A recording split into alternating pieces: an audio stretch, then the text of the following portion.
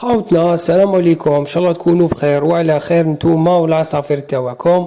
خوتنا حبيت بك نعطي واحد اللمحه هكذا على طفره الساتيني عند الكناري هكذا خوتي. لاحظت في هذو الايام الاخيره بزاف تلقى هكا في منشور للبيع ولا في حق حتى في اليوتيوب يقول لك الطفره الساتيني زيروج معناتها السيارة الساتيني عيون حمراء. كان يقول لك ما باليش هذا خارج ولا بورتور ساتيني.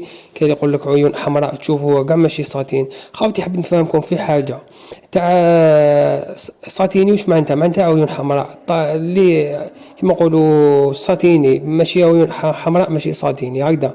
تما كي تقول ساتيني ما تقولش ساتيني عيون حمراء، قول طفرت ساتيني وخلاص. هي الاعين تاعها تجي حمراء هكذا خاوتي، وتجي عنده الخطوط هذوك لي الميلالين هكذا خاوتي كيما نقولوا من الراس للزعكه. هذاك هو الساتيني اللي فري ساتيني، هما هذوك الخطوط اللي يجوا في الظهر هكذا خاوتي.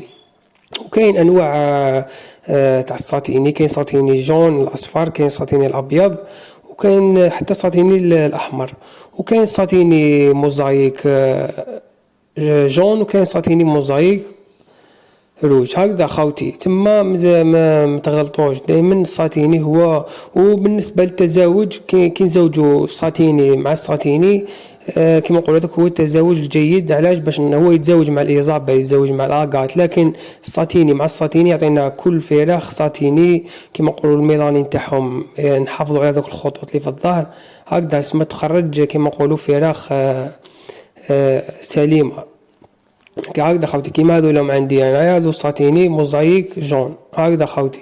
هكذا خاوتي باش نصحوا برك هذه المعلومه. تما كي تقول طفره الساتيني ما كان لا تقول عيون حمراء. وما تنسوناش بالضغط على زر الاعجاب. والسلام عليكم ورحمه الله.